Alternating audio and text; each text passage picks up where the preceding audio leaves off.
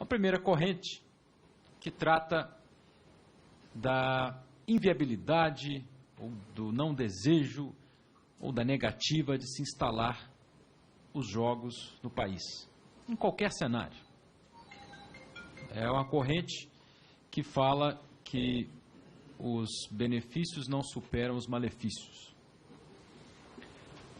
Em segundo, senhor presidente, temos uma corrente que fala que os jogos deveriam ser instalados no Brasil, mas limitados a grandes ou megaprojetos, concentrados e localizados em pontos estratégicos de grandes centros urbanos ou quaisquer que sejam os critérios, mas pequenos e restritos, que seria a solução para a retomada dos jogos no país.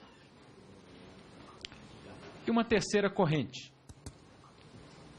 que propõe que os jogos sejam liberados, que eles sejam institucionalizados em todos os níveis, em todos os locais e com todas as modalidades possíveis que possam ser absorvidas pelo mercado. Certamente um desses três caminhos precisarão ser escolhidos. Certamente temos diante de nós uma situação de uma crise econômica que assola hoje o país, uma crise que assola não apenas a situação fiscal do nosso governo, mas também a situação econômica das empresas e dos empregos que têm sido ceifados. Estamos atingindo agora 11 milhões de desempregados no país oficialmente. Esta possibilidade de se retomar, de se criar um marco regulatório para os jogos no Brasil, tem também esse pano de fundo, que é uma saída, uma solução para se garantir uma nova forma de tributação, para se garantir a produção e geração de novos empregos e renda no país, e de se tirar da marginalidade da lei o que já acontece, talvez, em cada esquina de grandes centros, o que acontece em casas particulares ou em locais secretos, e que hoje não se tem controle, conhecimento ou qualquer estatística, e muito menos a legalidade do recolhimento dos tributos sobre essa atividade. Portanto, senhor presidente, eu vejo com preocupação quando estamos diante dessa situação e vendo que as influências podem direcionar os trabalhos dessa comissão. O país não precisa disso. O país não merece isso. O país merece, sim, um trabalho de direcionamento para aquilo que for benéfico verdadeiramente, mensurável e capaz de trazer o benefício necessário, tanto para a população, quanto também nas consequências positivas na arrecadação de tributos, geração de emprego, renda e melhor posicionamento da nossa economia, o crescimento do nosso país devidamente qualificado. Nesse sentido, a apresentação feita pelo senhor, doutor Guilherme, ela vem com muito conhecimento, vem com a sua experiência notória no seu trabalho, na sua atuação, pela qual parabenizo, mas teço alguns comentários e que possam também ampliar a nossa discussão no assunto. Em primeiro lugar, quero discutir quanto ao vício. O vício é inerente a qualquer atividade da vida humana. Nós temos hoje uma situação que no Brasil não é proibido se beber o álcool, é permitido o uso dos cigarros e variados produtos da partir daí, mas nós não proibimos essas drogas lícitas por conta da parcela da população que tem esse vício, que está sofrendo das consequências negativas dessas duas drogas lícitas. E também ressalto, especificamente quanto aos jogos, uma estatística britânica, que é possível tecer comentários sobre essa situação, sobre essa estatística, porque lá são autorizados e são legais os jogos. Lá, a indicação que se tem é que entre 0,5% e 0,6% da população adulta tem a patologia do jogo, são os ludopatas, sendo que 1,4% dos jogadores estão numa situação de risco moderado.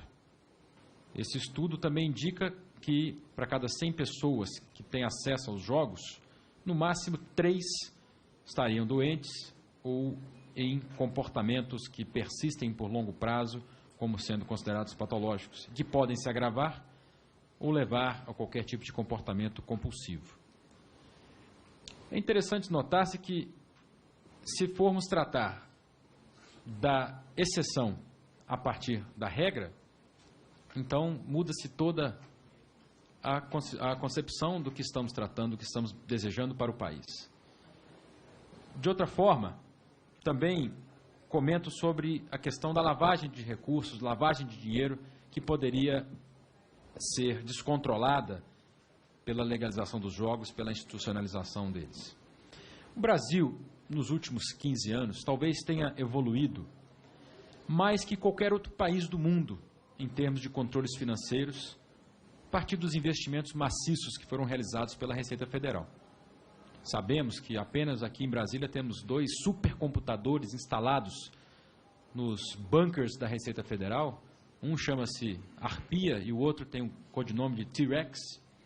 Esses 2 computadores são conhecidos por terem a capacidade de processamento conjunta de todos os contribuintes brasileiros, alemães e franceses ao mesmo tempo. O que quer dizer que cada R$1, cada centavo que transitar pelo sistema financeiro pode ser rastreado, pode ser conhecido e dominado para fins de tributação ou controle da sua origem. Além disso, é importante também ressaltar que o Brasil vem assinando, ao longo desses mesmos 15 anos, diversos tratados bilaterais com os países da OCDE, da Organização para a Cooperação e Desenvolvimento Econômico, e esses controles que nós já temos, e que certamente muitos desses países já o possuem, podem ser estendidos também àquelas nações para que se faça o devido combate aos recursos de origem ilícita, ou seja, evitando o problema de que talvez máfias ou organizações criminosas de outros países possam abordar ao país para trazer investimentos com recursos de origem não lícita. Portanto, eu faço esse comentário para, de uma certa forma, dizer que, novamente, a exceção não pode superar a regra. E aí eu pergunto o seguinte: se formos evitar a regulação, se formos evitar a autorização do país de uma atividade que, em primeiro lugar, ela se propõe a trazer divertimento, trazer prazer aos seus usuários, o ludismo capaz de ser proporcionado por essa atividade. Como dizia a nossa querida deputada Cristiane Brasil, se vamos a um restaurante, não fazemos a computação do custo individual de cada item que está no prato, pois saberemos que ali existe mais de 100% de sobrepreço, de margem, de markup, qualquer nome que seja dado, pois não vamos ali para comer cada item, cada componente, cada prato que está ali. Vamos pelo prazer, pelo ambiente e pela qualidade, para beber alguma coisa, para aproveitar um momento em companhia de familiares, de amigos, para divertir por prazer. Então, dizer que evitar que o prazer de cada indivíduo possa ser desfrutado, independente da sua situação econômica, independente da capacidade financeira, pois especificamente no que tange a atividade dos jogos, nota-se algo: não existe realmente almoço de graça, não se joga de graça, não se joga fiado. Fiz até uma pequena brincadeira com o deputado Marqueselli: fiado só amanhã. Portanto, a capacidade financeira ela está assegurada, tanto para a atividade, com a sua devida origem, mas também dentro dos limites de cada indivíduo, com a sua renda, com a competência e capacidade. Com livre-arbítrio, com total liberdade constitucionalmente garantida no país, para que a atividade aconteça. E se evitarmos, mais uma vez, essa regulação, a autorização, consequentemente, pós-regulação dessas atividades no Brasil, significa que vamos aceitar o jogo clandestino? Significa que vamos fechar os olhos para o que já acontece em cada esquina, em cada casa, em cada local que hoje realiza jogos e que não temos qualquer conhecimento do montante aplicado, e aí sim, de onde vem a origem desses recursos, e provavelmente isso está acontecendo neste momento. Enquanto estamos discutindo aqui, uma jogada do jogo do bicho está sendo realizada, uma mesa de cassino em alguma casa, em algum lugar desse país, está sendo realizada, e uma máquina de caça-níquel está sendo operada em algum lugar desconhecido, escondido, à margem da lei. É esse o objetivo que nós temos que combater.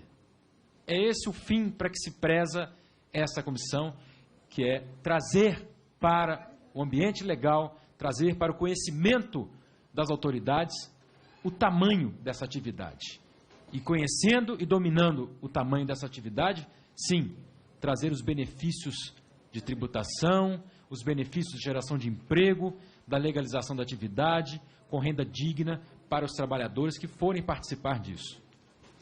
A minha posição, senhor presidente, já fiz conhecida na última semana. Eu enxergo que nós temos que respeitar a história dos jogos nesse país, que começou, sim, pelas regiões turísticas das estâncias hidrominerais, e reitero que tive esse último fim de semana, no município de São Lourenço, uma informação muito interessante, que o primeiro cassino no Brasil, a primeira salão de jogos legalizado, foi em 1891. Hoje, o Hotel Palace, no município de Caxambu. Portanto, uma atividade, que seria mais do que centenária, com a capacidade hoje de geração de mais de 6 bilhões de tributos por ano. Essa é uma estimativa que ela poderia estar gerando hoje para o país, caso estivesse legalizado, movimentando quase 20 bilhões de reais por ano. Ou pelo menos 14 bilhões aqui são as estimativas. Com investimentos, senhor presidente, que acredito que precisam ser direcionados para as regiões que necessitam. Não megaprojetos, não com restrições para que apenas grandes investidores possam ser partícipes dessa autorização, mas sim que pulverize, que permita que os pequenos investidores, aqueles proprietários de hotéis ou proprietários ou desejadores de fazer investimentos em regiões turísticas, possam usufruir desse direito, dessa concessão, trazendo assim a regra do mercado para definir quais ficarão ou não ficarão no mercado. É a população que decide, é o povo que sabe, é o consumidor que escolhe o produto que presta ou o produto que não presta. O consumidor, usando da lei da oferta e da demanda, é capaz de discernir o bom produto do mau produto. E aí sim, é a nossa obrigação, como autoridades, como reguladores da lei, de promover um ambiente seguro, um ambiente em condições de crescer o país e não trazer o trabalho infantil, trazer a ludopatia ou os problemas correlacionados que estão circulando e ventilando sobre essa autorização, essa legalização dos jogos, para a realidade, como se a exceção fosse a regra. E nesse sentido, senhor presidente, que reitero que precisamos ampliar a discussão no âmbito dessa comissão, levar para o plenário um marco regulatório que respeite a vontade de toda a população brasileira, que traga os investimentos para o país, que possamos impedir que os recursos dos brasileiros sejam levados para fora, sejam levados para a Argentina ou para Hong Kong, qualquer lugar que tenha autorização de jogos, que nós possamos terminantemente encerrar a ilegalidade dos jogos no país, ou seja, se houver uma casa ilegal, que seja punida com o máximo rigor da lei, pois sabemos que quem investiu também, quem colocou o seu recurso, sofrido, seu dinheiro suado, num projeto legal, devidamente concedido pelo governo, que possa também desfrutar dessa atividade de forma legítima, de forma lícita, respeitando e trazendo a satisfação para o consumidor, para o cliente que daquele produto faz uso. Portanto, agradeço a atenção, o espaço, novamente Agradeço a apresentação de todos aí nesta tarde. Obrigado. Concedo a palavra ao próximo orador inscrito, deputado Lincoln. Que é os próximos inscritos, presidente.